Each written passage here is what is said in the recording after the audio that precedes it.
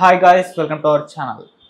Pastor Praveen Pagadala గారి మృతి తర్వాత జరుగుతున్న పరిణామాలు మనం చూస్తూ వస్తున్నాం. సో అంటే పాస్టర్లు, క్రిస్టియన్ సంఘాలన్నీ కూడా ఇదంతా యాక్సిడెంట్ కాదు, కొందరు మతోన్మాదుల కుట్ర అని చెప్పేసి వాళ్ళు ఆరోపించడం, ఆందోళన వ్యక్తం చేయడం చూస్తాం. ఆ తర్వాత దీని వెనకాల జగన్మోహన్ రెడ్డి గారు ఉన్నారంటూ కొందరుమంది అలా కామెంట్ చేయడం. సో దాంట్లో బేస్లెస్ ఆరోపణలు అయితే అవి చేశారు, సైడ్కి వెళ్ళిపోయాయి. తర్వాత నిన్న కేఏ పాల్ గారు కూడా ప్రెస్ మీట్ పెట్టి పవన్ కళ్యాణ్ గారే కారణం ఈ ప్రవీణ్ పగడాల గారి మృతికి అంటూ ఆయన కొన్ని అలిగేషన్స్ చేస్తారు. అంటే ఈ సనాతనాన్ని ప్రోత్సహించడం వల్లే ఇదంతా జరుగుతుందంటే ఆయన ఆరోపించడం. ఈ రకంగా ఆరోపణలు, ప్రతారోపణలతో మొత్తం కూడా ఒక ఆందోళన వ్యక్తమైతే 2 రాష్ట్రాల్లో కూడా జరుగుతుంది. అసలు ప్రవీణ్ పగడాల గారి విషయంలో ఏం జరిగింది, ఇటువంటి ఆరోపణలు ఇవన్నీ వస్తున్నాయి కదా, వీటన్నిటిని కూడా ఏ విధంగా చూడొచ్చు.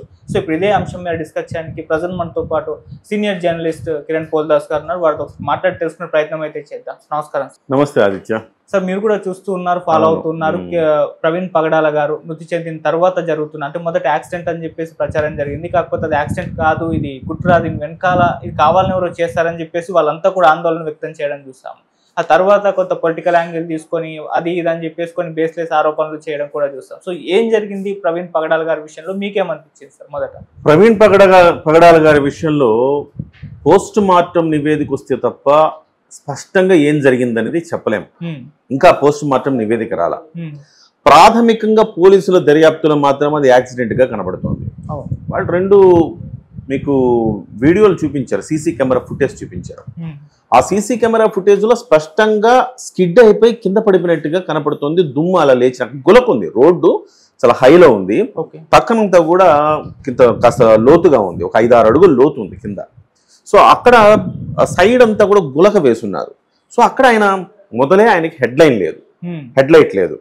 హెడ్లైట్ లేకుండా వస్తున్న విషయం మొదటి సీసీటీవీ ఫుటేజ్ లో కనపడింది. మీరు చూశారు కదా, ఒక్క సైడ్ ల్యాంప్ బ్లింక్ చేసుకుంటూ వస్తున్నప్పుడు కూడా ఆయన నిద్ర ముంపులో ఉన్నాడేమో అనిపించింది నాకు. ఆ టోల్ గేట్ మీరు దాటుతున్నప్పుడు సైడ్ చిన్నగా వస్తూ స్టార్ట్ చేసి ముందుకెళ్తున్నప్పుడు ఇలా ఊగిపోతున్నాడు. చూశారు కదా మీరు. రాత్రి 11:40 ప్రాంతం, 11:30 గంటల ప్రాంతం.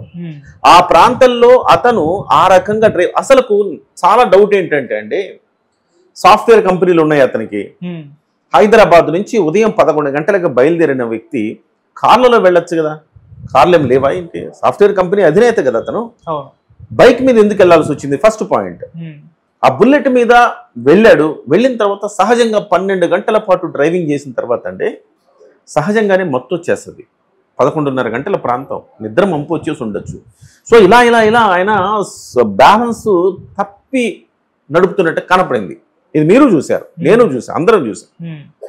కొంతసేపు తర్వాత అక్కడ ఒక బండి ఇట్లా స్కిడ్ అయిపోయినట్టు, ఆయనకి హెడ్లైన్ లేదు. అందుకోసం హెడ్లైట్ లేకపోవడం వల్ల అది స్పష్టంగా కనపడల. కానీ అక్కడ నుంచి ఇక్కడ వరకు కరెక్ట్గా 11:41 43 పోలీసులు చెప్తున్నది, నేను చెప్తున్నది కాదు. వచ్చినప్పుడు ఒక వెహికల్ జారి కింద పడిపోవడం అయితే కనపడింది రోడ్డు పక్కకి. ఆ దుమ్ము అలా లేచింది. అదైతే మీకు వెనక వస్తున్న వెహికల్స్ లైట్ లో ఆ దుమ్ము కనపడింది, ఒక శబ్దం కనపడింది. సో ఈ రకంగా మనం చూసినట్టయితే ఖచ్చితంగా అది యాక్సిడెంట్ గా మనకు అర్థమవుతోంది. అయితే దీనికి సంబంధించి చాలా మంది చాలా రకాలుగా వ్యాఖ్యానిస్తున్నారు. బండి ఇలా ఎందుకు పడింది, అలా ఎందుకు పడింది, ఇలా పడాలి కదా, అలా పడాలి కదా, అది యాక్సిడెంట్ అండి, ఎలా అయినా పడచ్చు బండి. సో బండి పడిపోతే ఆయన ఫుట్ ప్రింట్ ఇక్కడ ఉందని చెప్పేసి రకరకాల మాటలు మాట్లాడుతున్నారు. అవన్నీ కూడా బేస్లెస్ ఆరోపణలుగా నాకు కనపడుతున్నాయి. పోలీసులు పోస్ట్ మార్టం నివేదికను బయట పెట్టిన తర్వాత మాత్రమే మనము దాని గురించి మాట్లాడుకోవాలి తప్ప ప్రాథమికంగా మనకు కనపడుతున్నది ఏంటి, యాక్సిడెంట్ గానే కనపడుతోంది. సో పోనీ ఆయన నిజంగా హత్య ఏదైనా జరిగి ఉంటే, ఎవరైనా ఢీ కొట్టుంటే వెనక బండికి ఆనవాళ్ళు కనపడాలి, అవి కనపడట్లేదు. రకరకాల. కాకపోతే ఒకటే చెప్తాను నేను ఆదిత్య, అనుమానాలు నివృత్తి చేయాల్సిన బాధ్యత ప్రభుత్వం మీద ఉంది. ఎస్, అది యాక్సిడెంటే కావచ్చు, కానీ వాళ్ళకు అనుమానాలు ఉన్నాయి కదా, అనుమానాలు నివృత్తి చేయాల్సిన బాధ్యత ప్రభుత్వం మీద ఉంది. వాళ్ళు అడగడంలో తప్పు లేదు, ప్రభుత్వం డెఫినెట్ గా దాని మీద ఎంక్వైరీ చేయడంలో కూడా తప్పు లేదు. జస్ట్ ఆ అనుమానాలు నివృత్తి చేయాల్సిన అవసరం ఉంది. ఎందుకు అంటే అతను ఎలాంటి వ్యక్తి అయినా కావచ్చు, అతను కొంతమందికి ఆరాధ్యుడు, కొంతమంది అతన్ని ఇష్టపడతారు, ఒక వర్గం వాళ్ళు అతన్ని ఇష్టపడతారు. వాళ్ళ మనోభావాల కోసమైనా అతని మరణం మీద దర్యాప్తు చేయవలసిన అవసరం ఉంది. ఆ దిశలో ప్రభుత్వం ఆదేశించింది, ఎంక్వైరీ చేస్తున్నారు. 5 బృందాలు పనిచేస్తా ఉన్నాయి డిఎస్పీ నేతృత్వంలో. ఎక్కడ దాంట్లో ఎక్కడా ల్యాబ్స్ లేదు, ఎక్కడా ల్యాగ్ లేదు. డెఫినెట్గా ముఖ్యమంత్రి గారు స్పందించారు, అందరూ మాట్లాడారు దాని మీద. డెఫినెట్గా చట్టం చేయాల్సిన పని చట్టం, ప్రభుత్వం చేయాల్సిన ప్రభుత్వం చేస్తూ ఉన్నాయి. ఓకే సార్, ఈ పోస్ట్ మార్టం రిపోర్ట్ అంటే ఇంత లేట్ అవ్వడం గల కారణం ఏంటి? వాళ్ళు కూడా మేము అంత ఆందోళన చేస్తున్నారు, తొందరగా రిలీజ్ చేయొచ్చు కదా. ఒకవేళ పోస్ట్ మార్టంలో యాక్సిడెంట్ అని తేలితే మేము తెలంగాణలో కాంగ్రెస్ పార్టీ ద్వారా దీన్ని రీపోస్ట్ మార్టం చేపిస్తామంటూ కూడా వ్యక్తం చేస్తున్నారు వాళ్ళు. అంటే ఎందుకు లేట్ అవుతుంది, పోస్ట్ మార్టం రిపోర్ట్ రావట్లేదు, ఫోరెన్సిక్ వీళ్ళు ఎట్లా తయారయ్యారంటే ఆదిత్య, పోస్ట్ మార్టం రిపోర్ట్లో ఏమొస్తుందో కూడా వీళ్ళే చెప్పేస్తున్నారు. పోస్ట్ మార్టం రిపోర్ట్లో మాకు అందింది, ఆయన తాగి డ్రైవ్ చేశాడు, పడిపోయాడు, ఇదే వస్తుంది పోస్ట్ మార్టం రిపోర్ట్లో అని వీళ్ళే దాన్ని, అంటే నిజంగా వాస్తవాలు ఏమైనా చెప్పినా కానీ ప్రజలు నమ్మకుండా ఉండేలాగా వీళ్ళు ముందు ప్రీ ప్లాన్ చేస్తూ ఉన్నారు. ఒక్కొక్కళ్ళు ఎట్లా మాట్లాడుతున్నారు ఆదిత్య, అక్కడికి వెళ్ళి సంఘ విద్రోహ శక్తులా లేకపోతే వాళ్ళు పాస్టర్లా నాకు అర్థం కావట్లా. ఎలా మాట్లాడుతున్నారు వాళ్ళు? ఇదంతా హిందువుల మీదకు, హిందువులు జయించారని చెప్పి, వాళ్ళు జయించారని చెప్పి, వీళ్ళు జయించారని చెప్పి ఏమన్నా ఉందా? ప్రభుత్వం కుట్ర ఉందని అసలుకి ఏమన్నా ఉందా? అసలుకి ఆధారాలు లేకుండా నిరాధారంగా ఒకళ్ళ మీద ఎట్లా నిందలేస్తారు? మళ్ళీ ఒక అడుగు ముందుకేసి అసలు ప్రవీణ్ పగడాల గారు రూట్ తప్పారు. ఆయన వెళ్లే క్రమంలో బుల్లెట్లో రూట్ తప్పారో లేదో పక్కన పెడితే నిజంగా ఆయన జీవన గమనంలో రూట్ తప్పారేమో అనిపిస్తుంది నాకు. ఎందుకంటే ముస్లిమ్స్ ఆయన మీద పెద్ద ఎత్తున జిహాద్ ప్రకటించారు కదా, మీకు తెలుసు కదా. సో వాళ్ళు క్షమాపణ చెప్పాలి, మా మహమ్మద్ ప్రవక్తని మీరు ఇలా మాట్లాడతారా, మీరు క్షమాపణ చెప్పాలి, లేకపోతే మీ అంతు చూస్తామని బెదిరించారు. అలాంటిది ఇప్పుడు వీళ్ళందరూ ఏం చేస్తున్నారు? ముస్లిమ్స్ క్రిస్టియన్స్ అంతా ఒకటంట, హిందువుల మీద పోరాడతారంట. ఏమన్నా బుద్ధి జ్ఞానం ఏమన్నా కాస్త ఉండేదేనా? మాట్లాడితే ఇప్పుడు మత విద్వేషాలు రెచ్చగొడుతున్నందుకు మాట్లాడుతున్న ఆ అజయ్ని, ఇంకొకళ్ళని అందరు లోపలేయాలి. కేఏ పాల్ని వీళ్ళందరూ ముందు లోపలేయాలి. వీళ్ళు సంఘ విద్రోహ శక్తులుగా మారారు. సో మతాల మధ్య చిచ్చు పెడుతున్నారు. ఇవాళ అందరూ ఏమంటున్నారు? ఎస్, అతను ఒక మతానికి ఆరాధ్యుడి కావచ్చు, అతని పరమతాల మీద అతను పరమత సహనం చూపించకుండా 2 మతాల మీద విద్వేషపూరిత వ్యాఖ్యలు చేశాడన్న విషయాన్ని మనం మర్చిపోకూడదు. రాముడి మీద ఈ దేశంలో, భారతదేశంలో రాముడిని ఆరాధ్య దైవంగా భావిస్తారు. ఒక మనిషికి రాముడిలాగా బతకాలని చూపిస్తారు. రాముడు కోసం అయోధ్యలో ఎంత పెద్ద పోరాటం జరిగింది, ఎంత పెద్ద యుద్ధం జరిగింది మనం చూసాము. అలాంటి రాముడిని పట్టుకొని మీరు ఏదంటే అది మాట్లాడితే హిందూ సమాజం చూస్తూ ఊరుకున్నదని మీకు చులకనా? ఇప్పటికే హిందూ సమాజం పరమత సహనం ఉండాల్సిన దానికంటే ఎక్కువైపోయింది. ప్రతిదీ లైట్ తీసుకుంటున్నాం. అట్లని చెప్పేసి చేతగాని వాళ్ళు కాదు కదా హిందువులు. తప్పు కదా అది మాట్లాడడం. సరే మాట్లాడారు, అయినా కానీ హిందూ సమాజం పెద్దగా స్పందించాలి. ఎందుకంటే పరమత సహనం కలిగింది కాబట్టి హిందూ సమాజం స్పందించాల. లేకపోతే ఆ రోజే ప్రవీణ్ పగడాల వ్యాఖ్యల్ని ఖండించి హిందూ సంఘాలు ధర్నా చేయాలి. కానీ ఎక్కడ లేదు. కానీ ముస్లింలు అంత పరమత సహనం ముస్లింలకు ఇస్లాంలో లేదు, అంటే ముస్లింలకు లేదు. అందువల్ల వాళ్ళ మహమ్మద్ ప్రవక్తని ఎప్పుడైతే అవమానించారో వెంటనే వాళ్ళు దీని మీద ప్రకటనలు చేశారు. ఇవాళ ముస్లింలు ప్రకటన ఆయన తిట్టింది మహమ్మద్ ప్రవక్తని దూషించాడు, తప్పుగా మాట్లాడాడు. ముస్లింలు రియాక్ట్ అయ్యారు, జిహాద్ ప్రకటించారు, అంతూ చూస్తామని చెప్పారు. వాళ్ళిద్దరి మధ్య సమస్యను తిరిగి హిందువుల మీదకి తీసుకొస్తున్నారు. ఏమన్నా పద్ధతి అనేది? దీని వెనక వైఎస్ఆర్సీపీ ఉందేమో నాకు అనిపిస్తోందండి. ఎందుకంటే అసలు ప్రభుత్వానికి ఏం సంబంధం అండి? కూటమి ప్రభుత్వం మాట్లాడితే కూటమి ప్రభుత్వం సనాతన ధర్మం అంటారు. అరే మీరు మాట్లాడిందేమో తప్పుగా మాట్లాడి ముస్లిమ్స్ చేత మీరు తిట్టించుకొని ఇవాళ ప్రభుత్వాన్ని నిందిస్తారు, పవన్ కళ్యాణ్ నిందిస్తారు. ఎట్లేమన్నా పద్ధతి పాడుందా? ఎవరికైనా కొంచెం లాజిక్ ఉండాలి కదా ఏమైనా మాట్లాడితే. అదే నేను కేపాల్ గారు కూడా అదే అన్నారు. అంటే పవన్ కళ్యాణ్ గారే కారణం దీనికి, ఆయన సనాతనం అంటూ తిరుగుతున్నారు, సో ఈ మొత్తంని రెచ్చగొడుతున్నారు, ఇటువంటి వాటికి కారణం అవుతున్నారంటే నిన్న ప్రెస్ మీట్ పెట్టి కేఏ పాల్ గురించి ఎంత తక్కువ మాట్లాడుకుంటే అంత మంచిది ఆదిత్య. కేఏ పాల్ అని నేను ఎప్పుడు నేను కేఏ పాల్ గురించి నేను ఒక వీడియో కూడా చేయలేదు Aditya. As a senior journalist నేను చాలా వీడియోలు అనాలిసిస్ వీడియోలు చేస్తా ఉంటే కేఏ పాల్ గురించి ఇప్పటివరకు నేను మాట్లాడలా. మీరు అడుగుతున్నారు కాబట్టి చెప్తున్నా. కానీ నేను అంటే నాలాంటి వాళ్ళు చాలా మంది కేఏ పాల్ గురించి మనం ఏముందిలే మాట్లాడటమో అనుకుంటారు. కానీ కేఏ పాల్ రోజు రోజుకి తన చాదస్తము, తన పిచ్చి ఎక్కువైపోతా ఉంది. కేఏ పాల్ ఒకప్పుడు కేఏ పాల్ని చూసి గర్వపడేవాళ్ళం.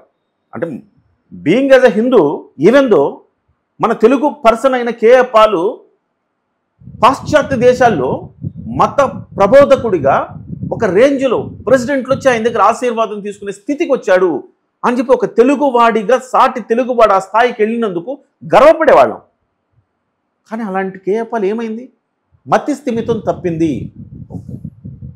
ఇది చాలా పద్ధతిగా మాట్లాడాలంటే మతి స్థిమితం తప్పింది. రెగ్యులర్గా మనం మాట్లాడుకునే మా భాషలో మాట్లాడాలంటే పిచ్చి పట్టింది అని చెప్పాలా. కేపాలకి పిచ్చి పట్టింది. కేపాల్ డైలాగులు ఏమన్నా ఒక్కదానికన్నా పొంతన ఉంటుంది ఆయన మాట్లాడే మాటలకి. ఆయన స్థాయి ఏంటి, ఆయన చేస్తున్న పిచ్చి పిచ్చి పనులేంటి? వాళ్ళ ఎన్నికల్లో పాల్గొంటానంటాడు, నేనే గెలుస్తానంటాడు, 175 గెలుస్తానంటాడు, డిపాజిట్లు కూడా రావు, అదేమంటే ఈవీఎంలు అంటాడు. ఏమన్నా బుర్రండి మాట్లాడుతున్నాడు అనిపిస్తుంది మనకి. పైగా ఇవాళ జగన్మోహన్ రెడ్డికి తొత్తులా మారిపోయి జగన్మోహన్ రెడ్డి ఎజెండాను అమలు చేసేదానికి మాట్లాడుతూ ఉన్నాడు ఇవాళ. మర్చిపోయాము కేఏపాల్, జగన్మోహన్ రెడ్డి తండ్రి గారే కేఏపాల్ ఇలా అవ్వటానికి కారణం. కేఏపాల్ ఒకప్పుడు ఒక స్థాయిలో ఉండేవాడు. అలాంటి కేఏపాల్కి వచ్చే నిధుల్ని విదేశాల నుంచి ఇబ్బడి ముబ్బడిగా నిధులు వస్తాయి పాస్టర్లందరికీ. ఆ నిధులను కేఏపాల్కి వచ్చే నిధులను మళ్లించి రాజశేఖర రెడ్డి గారు తన అల్లుడు గారికి మళ్లించుకున్నాడు అనేది ప్రచారం. ఇది నేను చెప్తున్నది కాదు, ప్రచారం. ఇలాంటి ప్రచారం ఒకటి ఉంది. ఆ ప్రచారం తర్వాత ఆ రకంగా జరిగిన తర్వాత నిధులన్నీ కూడా మళ్లించిన తర్వాత అతన్ని ఒక హత్య కేసులో ఇరికించి అతన్ని ముద్దాయి చేసి చాలా జైల్లో పెట్టి ఇంత జరిగిన తర్వాత కేఏపాల్కి మతి స్థిమితం తప్పింది. ఇవి జరిగిన వాస్తవాలు. ఇవన్నీ ప్రచారంగా మనందరికీ మీరు విన్నారు, నేను విన్నా. నేనేం కళ్ళతో చూడలా, బట్ నేను విన్నా. ఇవన్నీ ప్రచారాలు జరిగినాయి. సో అలాంటి కేఏపాల్ రాజశేఖర రెడ్డి కేఏపాల్ని ఎంత ఇబ్బంది పెట్టాడో అందరికీ తెలుసు. అలాంటి రాజశేఖర రెడ్డి కొడుకు కోసం కేఏపాల్ ఇవాళ వత్తాసు పట్టుకొని వకాలతో పుచ్చుకొని మాట్లాడుతున్నాడు. కేఏపాల్ మీరు వెళ్ళారనుకోండి కేఏపాల్ దగ్గరికి, మిమ్మల్ని ఎమ్మెల్యే చేస్తానంటాడు. ఆదిత్య వచ్చేసే నేను ఎమ్మెల్యే చేస్తా అంటాడు, మినిస్టర్ చేస్తా అంటాడు. సార్ నేను బతకాలి సార్, కొంచెం మీ దగ్గర వర్క్ చేస్తాను సార్, నాకు ఒక 20,000 జీతం ఏంటి సార్? జీతం నేను ఇవ్వను, నిన్ను మినిస్టర్ని చేస్తా. జీతం నేను ఇవ్వలేను, మినిస్టర్ని చేస్తా అంటాడు. ఏమన్నా బుర్ర ఉంటుందా అలాంటి వ్యక్తికి? అలాంటి వ్యక్తి మాటలు మనం పరిగణలోకి తీసుకోవాలా? ఇవాళ ఈ రాష్ట్రానికి కేఏపాల్ ఇవాళ పవన్ కళ్యాణ్ గారి మీద ఆరోపణలు చేస్తున్నారు. సరే, కేఏపాల్ గారు చాలా మేధావిలాగా ఆరోపణలు చేస్తున్నాడు అని అనుకుందాం. కేఏపాల్ గారిని కాసేపు పవన్ కళ్యాణ్ గారి మీద ఆయన చేసిన ఆరోపణలు మనం ఒక్కసారి పరిశీలిద్దాం. ఏమైనా ఆరోపణలు చేస్తున్నాడని పవన్ కళ్యాణ్ గారి మీద ఆయన సనాతన ధర్మం గురించి చెప్పడం వల్ల ఇలాంటి జరిగినాయా? సనాతన ధర్మం గురించి మాట్లాడాడు ఆయన. నా ధర్మాన్ని నేను కాపాడుకోవాలని మాట్లాడేది తప్ప నీ ధర్మం గురించి మాట్లాడలేదుగా. క్రిస్టియన్స్ గురించి మాట్లాడా, లేకపోతే ఇస్లాం గురించి మాట్లాడా?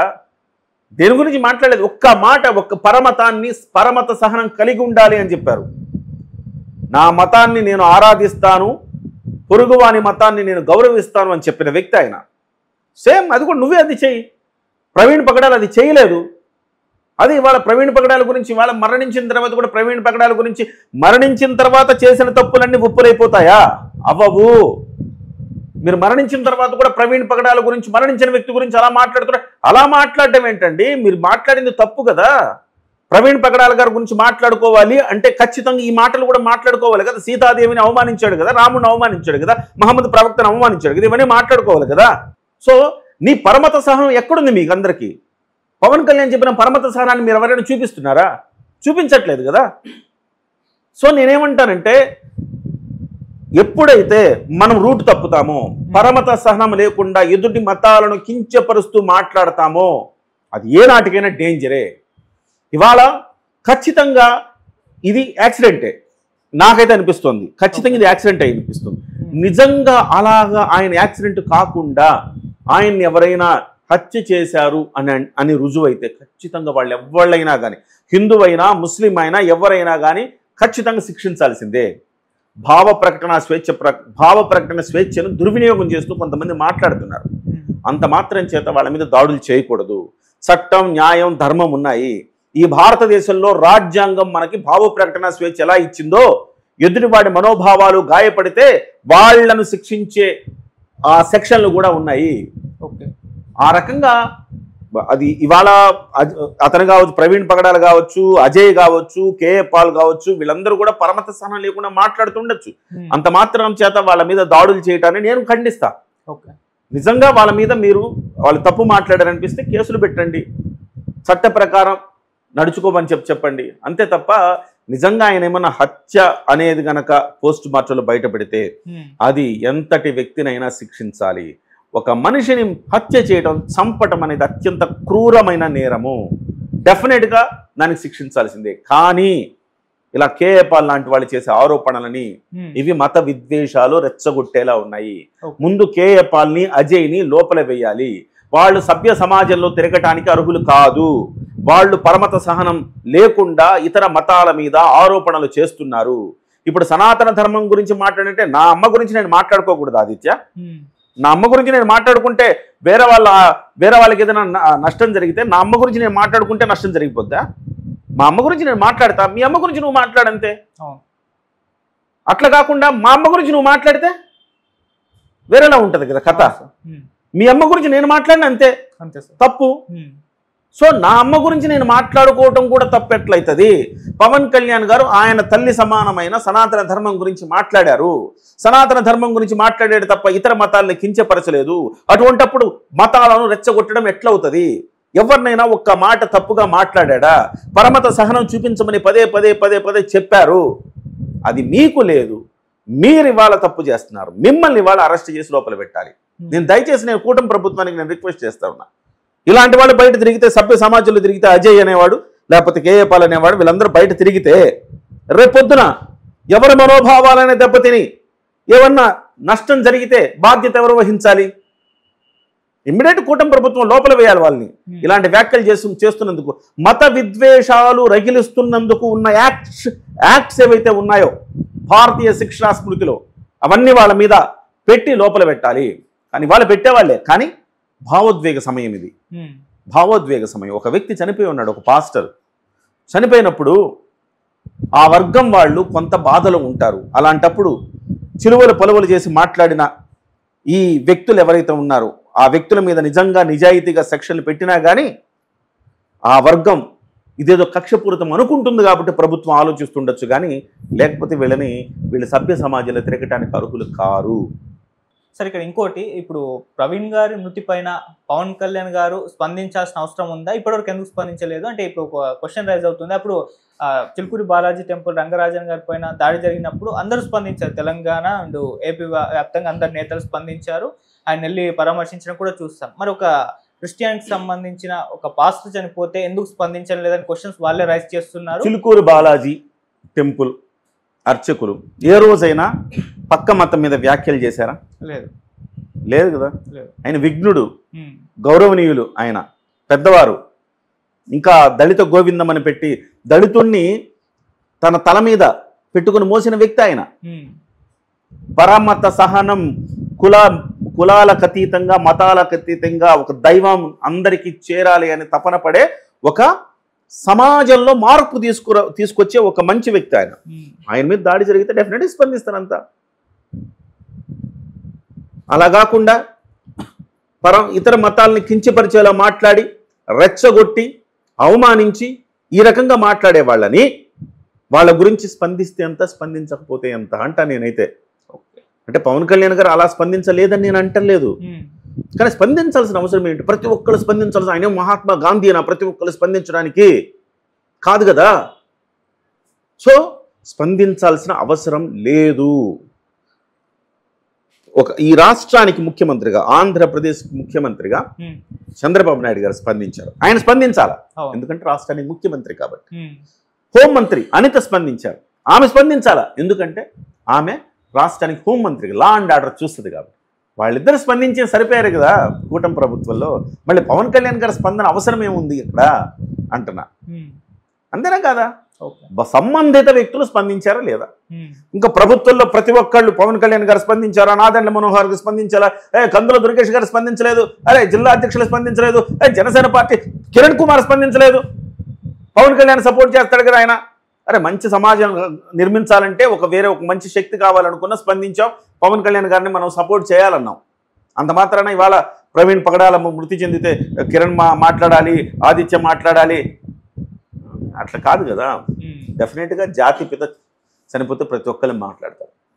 ఇవాళ ఖచ్చితంగా ఒక మంచి, అంటే అందరి వాడు ఏమన్నా జరిగితే ఖచ్చితంగా అందరి కానివాడు స్పందిస్తూ ఒక వర్గమే స్పందిస్తుంది, అందరూ స్పందించాల్సిన అవసరం లేదని నా అభిప్రాయం. ఓకే సార్, ఫైనల్గా ఇంకోటి, కూటమి గవర్నమెంట్ నిష్పక్షపాతంగా ప్రవీణ్ గారి మృతి పట్ల ఎంక్వైరీ చేస్తుందా లేదా అన్న దాని పట్ల కూడా డౌట్స్ ఎక్స్ప్రెస్ చేస్తున్నారు. 100% అలయన్స్ లో ఉన్నారు పవన్ కళ్యాణ్. 100%.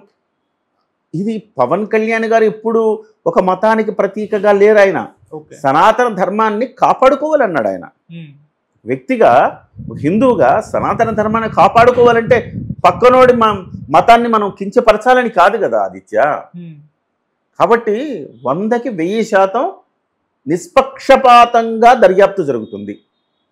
ఇప్పుడు ప్రవీణ్ పగడాలని చంపాల్సిన అవసరం ఎవరికి ఉంటుందండి? నాకు అర్థం కాదు.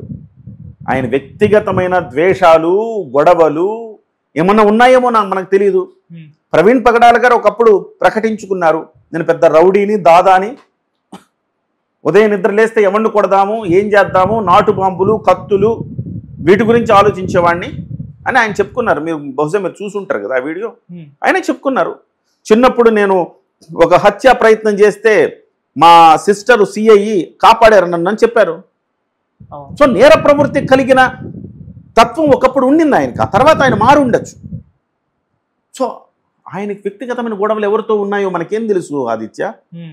ఇందులో ప్రవీణ్ పగడాల గారి మరణాన్ని దానిలో కుట్ర చేయాల్సిన అవసరమో లేకపోతే దాచిపెట్టాల్సిన అవసరమో ఈ కూటమి ప్రభుత్వానికి ఎందుకు ఉంటుంది? అంత గొప్పవాడేం కాదు కదా ప్రవీణ్ పగడాల. ఆయన ఇప్పుడు ప్రభుత్వాలే కుట్ర పని, ప్రభుత్వాలే దాచిపెట్టాల్సినంత ఆ స్థాయిలో ఆయన ఏం లేడు. ఆయన ఎవరి మీద ఎవరికి ఎలాంటి కక్ష ఉన్నదో నాకు తెలియదు. పోస్ట్ మార్టం వస్తే తప్ప తెలియదు మనకు అది హత్య అని. ఇప్పటి వరకు మనం అది ప్రమాదమే అనుకుంటున్నాం, ప్రాథమిక ఆధారాలను అనుసరించి ప్రమాదం అనుకుంటున్నాం, అంతే కదా. ఆదిత్య ఫైనల్గా నేను ఒకటే చెప్తా, అన్ని మతాల సారం ఒక్కటే, మనిషిని మనిషిలా ప్రేమించాలి, అంతే కదా. ఏ మతమైన పక్కనోడిని కొట్టు చంపే అని చెప్తుందా? చెప్పదు కదా. భగవద్గీత చెప్పదు, ఖురాను చెప్పదు, బైబిలు చెప్పదు. వీలైతే పొరుగు వాడికి కాసంత సాయపడమని చెప్తుంది, అంతే చెప్తారు. కానీ ఎవరు కూడా పక్క మతాన్ని వాడిని ఆడపిల్లల పట్ల అలా బిహేవ్ చేయి, లేకపోతే నీ మోసం చేయి, డబ్బులు వాడి దగ్గర దోచుకో, లేకపోతే నగలు దోచుకో, చంపేయి, ఇట్లా ఎప్పుడు చెప్పడు. ఏ మతము చెప్పదు. అన్ని మతాల సారం ఒక్కటే, మనిషిని మనిషిలాగా చూడు, సేవాభావంతో మెలుగు, మంచిని 10 మందికి పంచు, ఇదే చెప్తుంది ఏ మతమైనా. అటువంటప్పుడు ఈ మతాల గురించి నేనేమి అంటే ఇందులో నేనేమి క్రిస్టియన్స్కు వ్యతిరేకంగాను ఇంకొకళ్ళ వ్యతిరేకంగానే మాట్లాడట్లా. అందుకే స్పెషల్గా నేను చెప్తున్నా, ఏం చెప్తున్నా, అందరూ ఒక్కటే. ఎవరి మతాన్ని వాళ్ళు ఆరాధించుకోమనండి, ప్రేమించుకోమనండి, పరమత సహనం కలిగి ఉండండి. హిందూ ధర్మం అయితే చెప్తుందండి పరమత సహనం కలిగి ఉండాలని చెప్తుంది హిందూ ధర్మం. నేను ఒక హిందువు కాబట్టి నేను ఆ పరమత సహనం ప్రదర్శిస్తూ ఉంటా. ఇవాళ నాకు అనేక మంది ఫ్రెండ్స్ ఉన్నారు, ముస్లిమ్స్ ఉన్నారు. నిన్ననే ఇఫ్తార్ విందిస్తే వెళ్ళాను, ఒక మిత్రుడు. క్రిస్టియన్స్ పండుగలకు వెళ్తా, నిజంగా చర్చికి వెళ్ళమంటే కూడా వెళ్తా, నేను మసీదుకి వెళ్ళమంటే వెళ్తా. చిన్నప్పుడు మేము మసీదులకు వెళ్ళేవాళ్ళము. దర్గా అంటారు, అక్కడ ఆ దర్గాలో ఏదో చక్కెర ఏదో ప్రసాదం ఇస్తే తినేవాళ్ళము. హిందువులకి తప్ప, హిందువుల కంటే గొప్పోడు ఎవడున్నాడండి ఇక్కడ? ఎవరైనా వచ్చి ప్రసాదం తినమంటే తింటారా? క్రిస్టియన్స్ ప్రసాదం తినమంటే ఏం మాట్లాడుతున్నారు తెలుసు కదా మీకు. ముస్లిమ్స్ తింటారా ప్రసాదం, క్రిస్టియన్స్ తింటారా ప్రసాదం? తినరు. కానీ మనం తింటాం కదా, హిందువులు తింటారు కదా. అంటే పరమత సహనం ఎవరికి ఉన్నదండి? నువ్వు తప్పు చేసినా క్షమించే తత్వం హిందూ ధర్మం నేర్పింది. కాబట్టి మనుషులంతా ఒక్కటే అనుకునే ఆ ధర్మంలో పుట్టిన వాళ్ళము. కాబట్టి పరమత సహనం కలిగి ఉన్న వాళ్ళము. సో ఒక వ్యక్తి చనిపోవటం, ఎలాంటి వ్యక్తి చనిపోవటం పట్ల నా ప్రగాఢ సానుభూతి, సంతాపాన్ని ప్రకటిస్తున్నా. అలా అని చెప్పి దీని మీద చిలువలు పలువలు చేసి హిందువుల మీద మేము దాడి చేస్తాం, మేము గిచ్చుతాం, మేము గిచ్చితే గిచ్చించుకోవాలి, గిల్లితే గిల్లించుకోవాలి, కొడితే కొట్టించుకోవాలంటే ఎవ్వడు ఖాళీగా లేడు ఇక్కడ.